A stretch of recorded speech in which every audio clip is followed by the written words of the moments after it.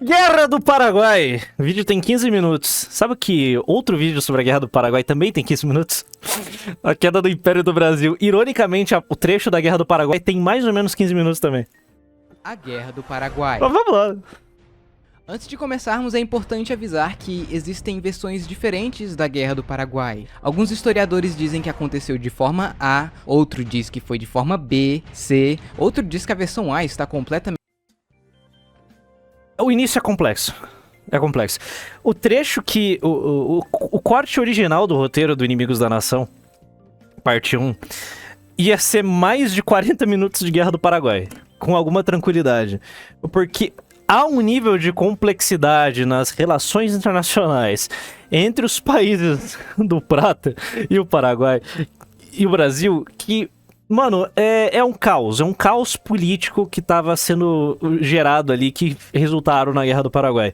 Então, tipo, se fosse explicado tudo em detalhes, ia ser um vídeo maçante, mais da metade do vídeo seria só a Guerra do Paraguai, e bom, naturalmente não iria, não tem condição alguma de produzir um documentário desse, contando em detalhes da Guerra do Paraguai, por isso que ficou só com 15 minutinhos ali, resumidinho, redondinho.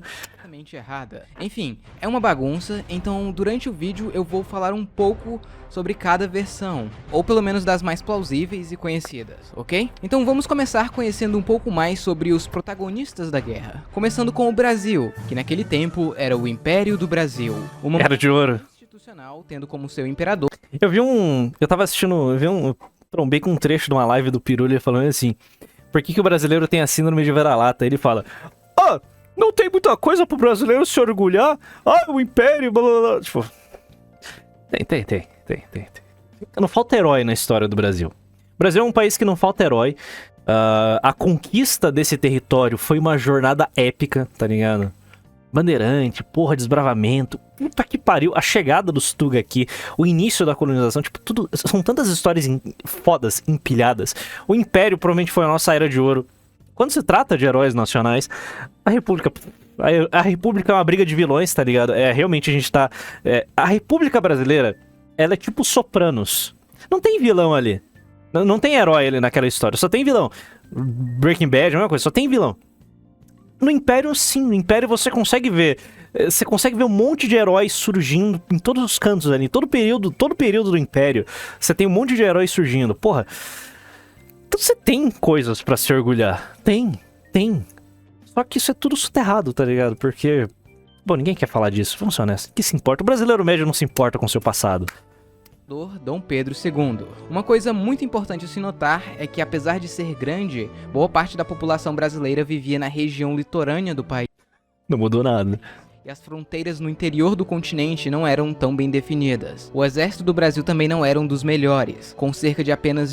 bons tempos. Nossa, eu acho que o grande erro da história desse país foi ter dado moral pra esse bando de pé rapado.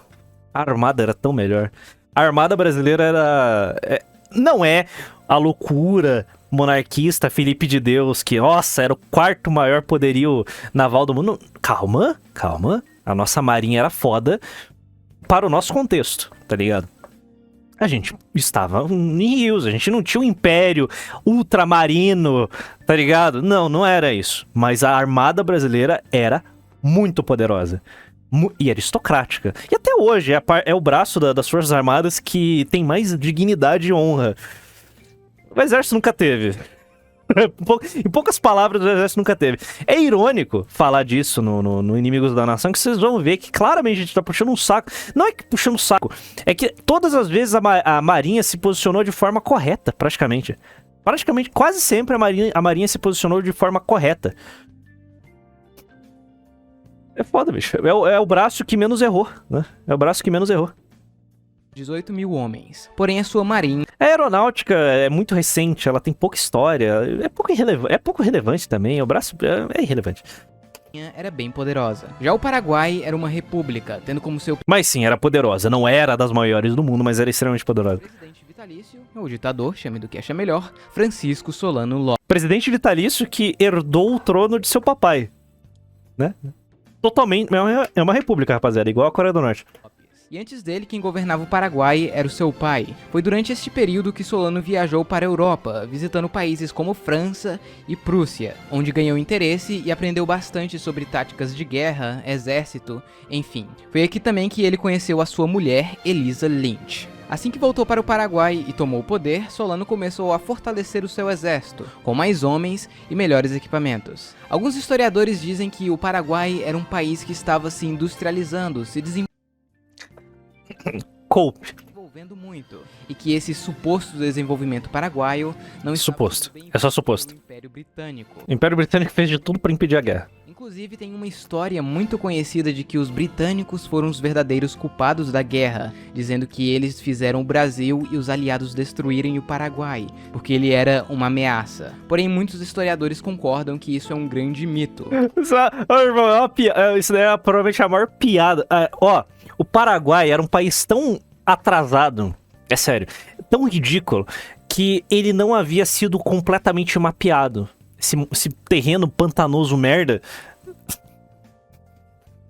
Mas não, era uma potência. Era a Inglaterra da América Latina.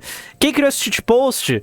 Revisionistas históricos paraguaios. Basicamente isso. Pra tipo, olha só, a gente foi o nosso potencial foi destruído por causa do Brasil. Não foi. O Paraguai não era desenvolvido ou industrializado coisa nenhuma, e muito menos representava algum perigo para o Império Britânico. Em geral, o Paraguai era mais um país agrário da América do Sul. Mas uma coisa é fato: naquele momento, o Paraguai era militarmente o país mais forte da região. E sobre seus territórios é complicado. Basicamente, o Paraguai controlava isso e reclamava isso com seus vizinhos. Ou seja, as fronteiras não eram tão bem definidas nessa região.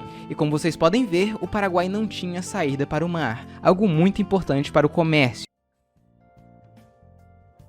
Então, para ter ligação com o mar, o Paraguai dependia muito da Bacia do Prata e desses rios para navegação. O problema é que a bacia causa conflitos desde muito tempo, principalmente entre Brasil e Argentina, que geralmente controlavam a região. Outro evento muito importante que aconteceu foi a Guerra Civil Uruguaia, entre o Partido dos Blancos, que estavam no poder, e os Colorados, que se revoltaram contra os Blancos. Tá, mas o que uma guerra no Uruguai tem a ver com isso? Bom, basicamente, Brasil e Argentina começaram a apoiar os Colorados, e o Brasil até lançou uma invasão no Uruguai para apoiar os Colorados, dizendo que brasileiros estavam sendo reprimidos no Uruguai. Pedrinho meteu um Putin, né, cara? Cara, se fosse o Dom Pedro de 1870, não teria golpe republicano. O problema é que os blancos eram amigos de Solano Lopes, e ele usou isso como motivo de guerra para atacar o Brasil. E aqui alguns historiadores entram em divergência mais uma vez. Alguns dizem que o Paraguai só atacou porque ele se sentiu ameaçado, já que estava com medo de perder o seu aliado na região, e consequentemente perder acesso aos rios. Outros dizem que ele já estava planejando uma guerra há um certo tempo, e tinha planos para criar um grande Paraguai, ou ao menos controlar os rios da região. Destino paraguaio, né? Enfim, o fato é que o Paraguai estava pronto para a guerra. A primeira ação hostil tomada pelos paraguaios foi capturar o navio brasileiro Marquês de Olinda. Boa! O então presidente da província do Mato Grosso. Boa! A tripulação acabaram sendo presos e morreram alguns anos mais tarde. Genial, hein? Alguns dias depois, os paraguaios começaram a invadir o território brasileiro na província do... Ô, ligeiro. E só em 13 de dezembro eles declaram guerra oficialmente ao Brasil. Não, genial, genial. Do Paraguai. Eu vou atacar o país continental, o meu vizinho continental com, sei lá, quantas vezes? Eu acho que é 3 vezes, era 3 vezes maior em questão de população. Também conhecida como Guerra da Tríplice Aliança. De início, o Paraguai avançou facilmente em território brasileiro. Como o Brasil não esperava uma guerra contra o Paraguai, ele não tinha um exército protegendo as fronteiras. Sendo assim, o Paraguai facilmente capturou cidade após cidade, chegando até Corumbá. E posteriormente em Coxim. Salve, Rivas. Como é gigante e foi atacado de surpresa, demorou para ter uma reação, mas ele já começou mandando alguns homens para a província do Mato Grosso. Porém, com a infraestrutura da época, eles demorariam alguns meses para chegar. Em abril do ano seguinte, o Paraguai planejava uma outra invasão ao Brasil, desta vez no sul. Para falar a verdade, o ataque ao Mato Grosso foi basicamente uma distração, já que os seus objetivos ficavam nesta região. Porém, para chegar ao sul do Brasil, É o Napoleão dos trópicos, né, cara? O Paraguai precisava passar pela Argentina.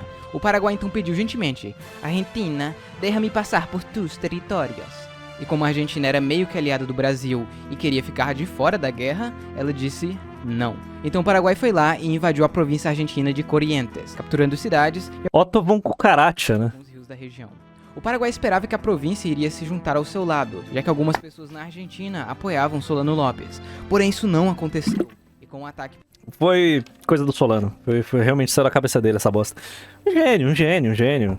Mitomaníaco do caralho. paraguaio, a Argentina acaba entrando na guerra do lado do Brasil. Neste ponto da guerra, os blancos já tinham sido tirados do poder no Uruguai, e o novo governo colorado também se junta à guerra. Foi então que, em 1º de maio, foi assinado o Tratado da Tríplice Aliança, formado It's over. Argentina It's over pro Guarani, né? o Paraguai.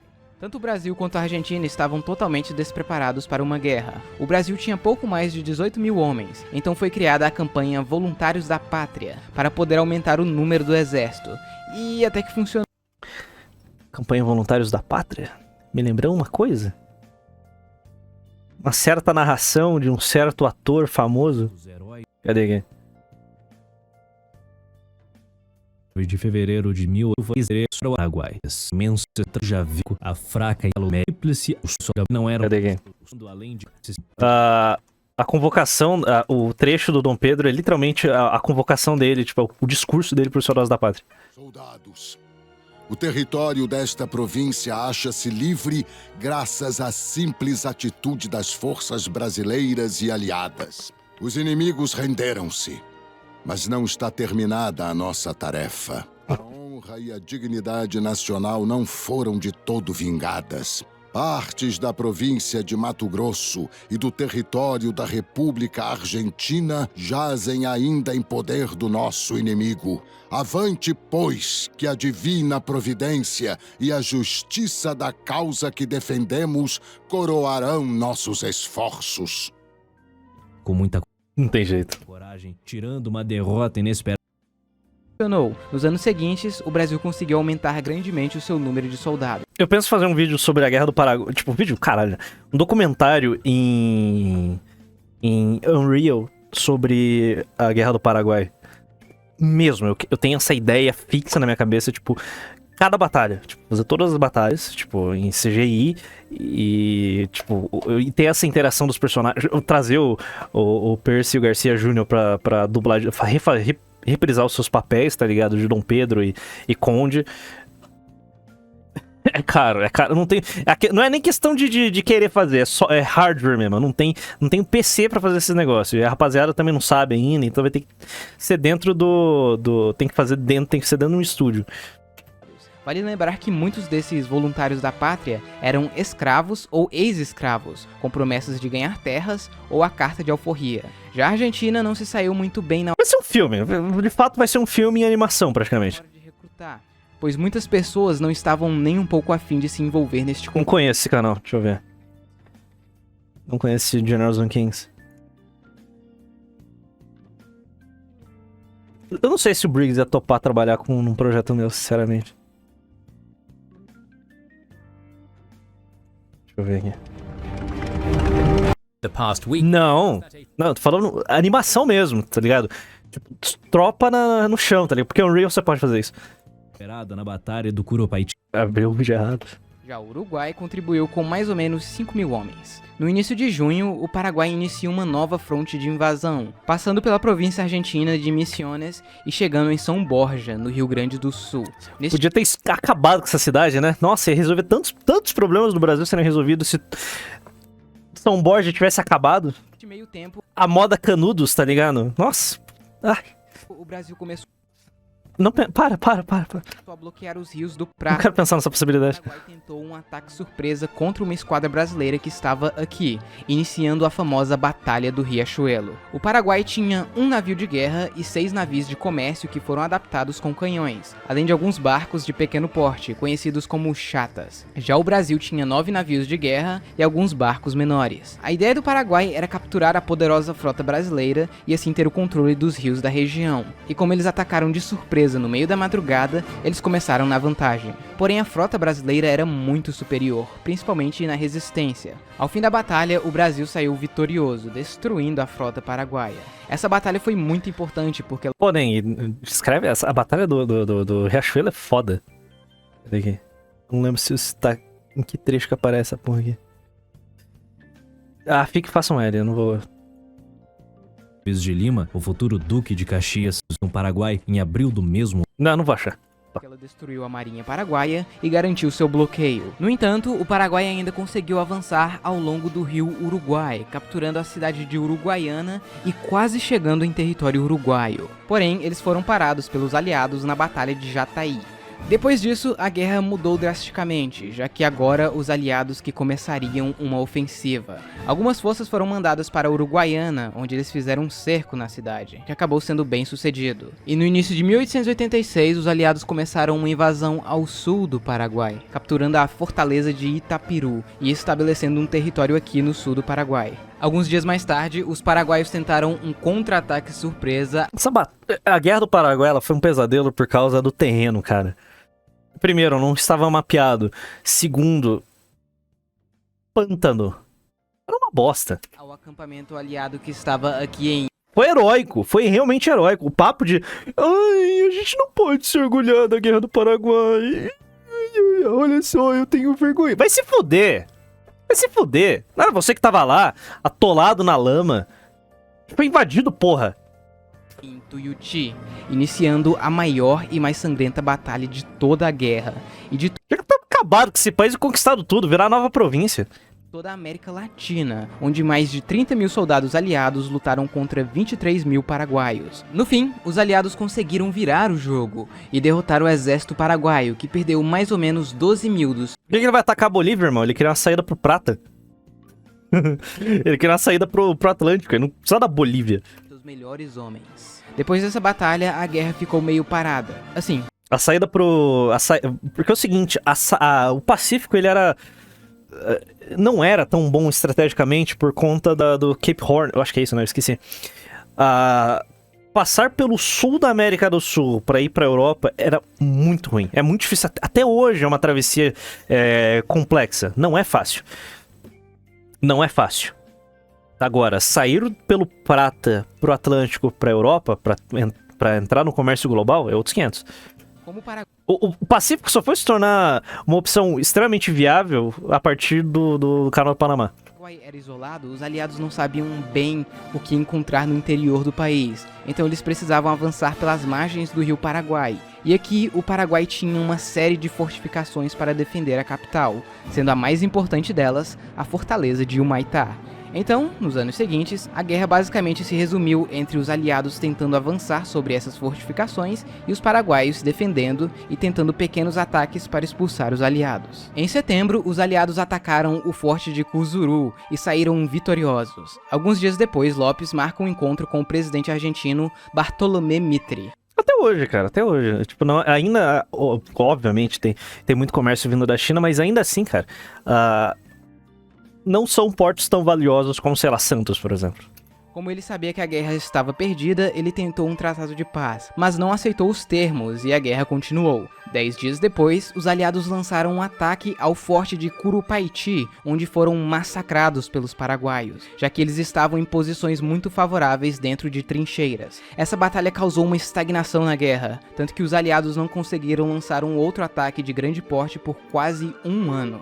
Isso também causou um conflito de liderança entre os aliados, já que uns estavam culpando os outros por decisões tomadas na batalha. Em outubro, um dos caras mais importantes da guerra, Luiz Alves de Lima e Silva, que ficaria conhecido como Duque de Caxias, toma controle do exército imperial, que estava em frangalhos, já que muitos soldados, tanto aliados quanto paraguaios, estavam A esquerda odeia o Duque de Caxias.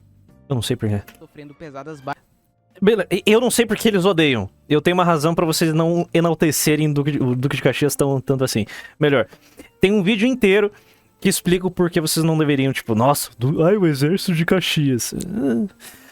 baixas por causa de doenças. Eu não sei se ficou bem claro no vídeo que, tipo, a quebra de hierarquia, ignorar as ordens de Dom Pedro, foram a tese do Wallace.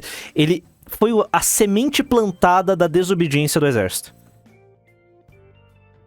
Foi a semente ali. Ali e o Dom Pedro, cabaço. Vem cá, não vou te prender por ter desobedecido uma ordem direta de continuar na guerra. Como cólera, malária e outras. Em muitos casos, as doenças matavam mais que os combates, e ficar no Paraguai Não, eu tentei deixar bem claro. não era Ah, não, toma aqui uma medalha, toma o título de duque por ter desobedecido a minha ordem direta. Parabéns, isso aí, Dom Pedro. Puta mensagem que você passou para as fileiras do exército. Era um lugar pantanoso, úmido e desconhecido. Por isso que o vídeo mostra... Porque a figura do Conde, o Conde Dan, ela é esquecida. O tipo de propaganda negativa que a mídia da época, que a imprensa da época fazia contra o duque, contra a princesa, ela perdura até hoje. Até hoje, o brasileiro médio, se você que tem um mínimo de conhecimento da história, que é pouco, ele não tem uma visão boa do Conde Dan. Esse vídeo não. Esse vídeo é tipo... Ele foi foda. Ele foi muito foda. Ele foi foda. Ele estrangeiro. O Conde Dan provavelmente foi o homem mais patriota da história desse país. Acima dos imperadores. O exército brasileiro era... Ele foi foda, mano. O cara era assertivo, ele sabia o que tinha que ser feito. O problema é que ele... Bom, ele era o príncipe consorte, né? Treinado e desorganizado. Então Caxias chega e coloca ordem na casa, treinando os homens, melhorando a higiene nos acampamentos. Ele inclusive trouxe balões que foram usados na Guerra Civil Americana para observar melhor as posições inimigas e conhecer melhor o território. E apesar da guerra ficar estagnada na fronte principal, os aliados conseguiram expulsar os paraguaios de outras frontes, exceto o Mato Grosso, que apesar de recuperar a cidade de Corumbá em 1867, eles só conseguiram expulsar os paraguaios definitivamente no ano seguinte. Enquanto os aliados se organizavam, os paraguaios puderam melhorar as fortificações de Humaitá. Neste período de estagnação e doenças, muitos argentinos e uruguaios começaram a se retirar do campo de batalha, deixando o Brasil praticamente sozinho contra o Paraguai, com pouquíssimas tropas argentinas ou uruguaias de apoio. O plano de Caxias era fazer um... Os aliados bons, né? E cortar sua ligação com Assunção. Ele começou mandando tropas para avançar pela esquerda para capturar territórios ao norte de Humaitá. E em agosto ele lança um novo ataque ao forte de Curupaiti, desta vez bem sucedido, além de forçar sua marinha a passar de Humaitá e cortar a ligação fluvial do forte com a capital Assunção, e começando assim o cerco de Humaitá.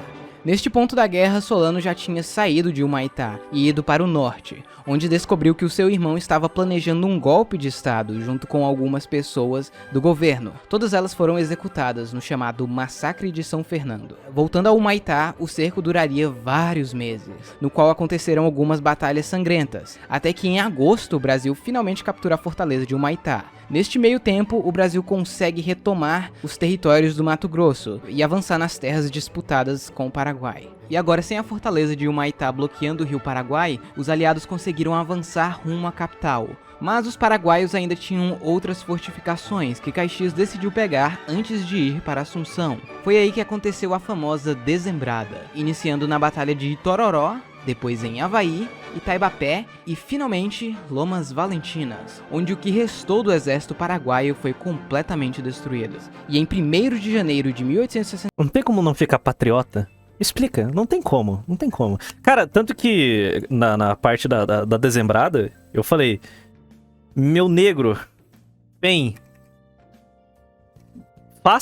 deixe épico. 6 de novembro de 67, e numa avalanche de dias, no que ficaria conhecido nesse continente, num exíguo espaço de apenas 24 dias, no que ficaria conhecido como a Dezembrada de 68, as forças aliadas venceram 4 grandes batalhas em Tororó, no Arroio Avaí, Lomas Valentinas e Angostura, possibilitando que ao raiar do 1º de janeiro de 1869, após a fuga de um acovardado e temeroso Solano Lopes, as tropas brasileiras tomassem Assunção. Porém, ainda não era o fim, pois Lopes... Cara, a culpa da guerra ter durado tanto foi do Solano Lopes. Em 1969, o Brasil chega em Assunção. Para muitos, a guerra deveria ter acabado aqui. Para muitos... Não tinha não. Solano Lopes não tinha se rendido? Não começou a guerra?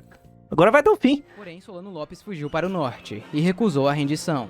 Então, o Brasil decidiu persegui-lo. Para o Duque de Caxias, a guerra estava acabada. Então ele deixa o comando do exército.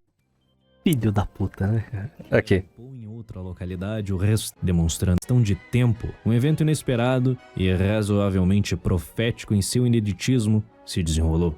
Afirmando estar cansado após anos de guerra, o Marechal Luiz Alves pediu para ser substituído em seu posto de comandante supremo das forças aliadas no Paraguai, algo que foi sumariamente negado por Dom Pedro II. No entanto, em vez de acatar as ordens do imperador em um ato de indisciplina sem precedentes, o Marechal simplesmente abandonou seu posto, deixando sem autorização o comando das tropas para o Marechal Vamos dar o tom no meu vídeo? Quer que eu deixe ele... Ah, vai. o Guilherme Xavier de Souza, tendo em seguida partido para o Brasil em 19 de Cara, ele cometeu alta traição, cara. Ele se negou uma ordem direta do imperador. janeiro, numa ação que enfureceu Dom Pedro II e outra poderosa figura da família real, o Marechal de Exército Gastão de Orleans, o Conde de Based. O sentimento geral de que a guerra está longe de terminar e que Caxias abandonou vergonhosamente sua tarefa no momento em que a luta se tornava mais difícil, deixando a seu sucessor uma posição embaraçosa da mais grave responsabilidade. Todavia, apesar desse ato inconsequente de indisciplina, o imperador sabia que o Marechal Luiz Alves tinha sido um grande artífice para os triunfos brasileiros, fazendo com que um imperador, após se reconciliar com o militar em 21 de fevereiro, no Que cagada, puta merda, que cagada histórica. encontro no Palácio de São Cristóvão, decidisse tomar atitudes no mínimo questionáveis. Em vez de punir de algum modo o Marechal, em 23 de março, o imperador concedeu para ele a Imperial Ordem de Dom Pedro I, e como honra definitiva, Isso dali era basicamente a maior condecoração do Império. o elevou ao título de Duque de Caxias, o mais elevado título da nobreza brasileira e o único título dessa grandeza concedido em todo o Império para alguém sem sangue real. Então, com essa Cara, o combo, a dupla, Imperatriz Isabel e Conde Dan, provavelmente esse país não estaria nem perto da situação que a gente tá hoje. Nossa. Exército e é substituído pelo Conde de, o marido da princesa Isabel. Essa fase final da guerra se resume basicamente Mas Pedrinho teve que broxar, né? em Solano Lopes fugindo para o norte e mandando o que ele tinha para retardar o avanço brasileiro que estava o perseguindo, inclusive crianças, mulheres e idosos. Em junho, um governo provisório fantoche do Brasil assume o controle do Paraguai. Alguns Deveria ter permanecido assim até hoje. meses depois, o Brasil consegue capturar a capital provisória do Paraguai de Lopes, e dias depois acontece a última grande batalha da guerra, a Batalha de Acosta Nu, que ficou conhecida por ser lutada por crianças, mulheres e idosos. E obviamente, eles foram massacrados pelos experientes soldados brasileiros. Porém, isso deu tempo de Lopes fugir mais ainda para o norte. Neste meio tempo, uma série de pequenos conflitos aconteceram, até que em 1º de março de 1870, os brasileiros finalmente conseguem armar uma emboscada para capturar Solano Lopes, aqui em Cerro Corá, no norte do Paraguai. Solano acabou sendo ferido na tentativa de fuga, e quando estava sendo capturado, ele tentou atacar um general brasileiro e acabou sendo morto por um soldado, dando fim à guerra. No Tratado de Paz, o Paraguai acabou perdendo as disputas territoriais que tinha com o Brasil e com a Argentina, com exceção do Grande Chaco, que ainda causou alguns desentendimentos entre Paraguai e Argentina. Apesar da vitória brasileira, essa guerra teve efeitos negativos para todos. O Brasil teve que pagar empréstimos que fez para a guerra, o que causou uma bela dívida. Mas o Brasil até que conseguiu se recuperar rápido disso. O grande problema foi que o exército imperial agora estava bem mais forte. Por que não desmobilizou esses merda? Tá ligado? Manda pra casa, foda-se. Vamos desmobilizar, é isso. Vamos voltar para os números de antes, tá ligado? E se sentindo desprezado pelo imperador. Alguns anos depois, eles ajudariam no golpe da República, que tiraria Ajudariam? Ajudariam? Eles que fizeram o golpe. Dom Pedro II do poder e acabaria com a monarquia. Já o Paraguai... Militares idealizaram, militares executaram, militares chutaram o imperador, militares fizeram todo... A conta tá... Ai, as elites da época... Tá, sim, beleza. Eles estavam lá financiando, fomentando, mas quem meteu a mão na massa e idealizou todo o projeto foi Milico. Ele passou por momentos difíceis. Muitos dizem que o Paraguai perdeu cerca de 60% da sua população. Ah, foi pouco, pô.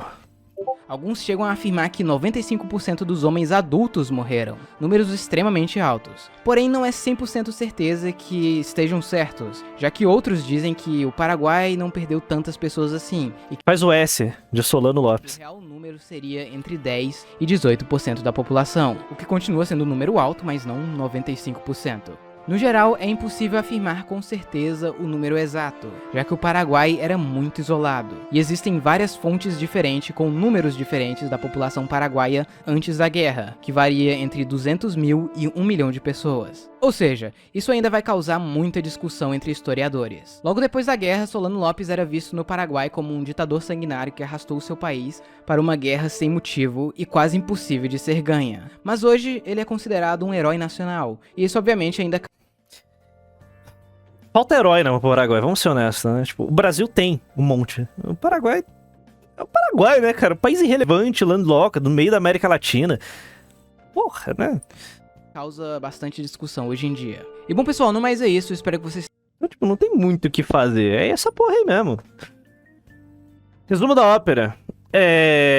O Brasil estava corretíssimo em sua posição e destruir foi pouco. Basta não invadir o seu vizinho continental que nada acontece, beleza? É fácil, é simplão. É só não entrar numa guerra.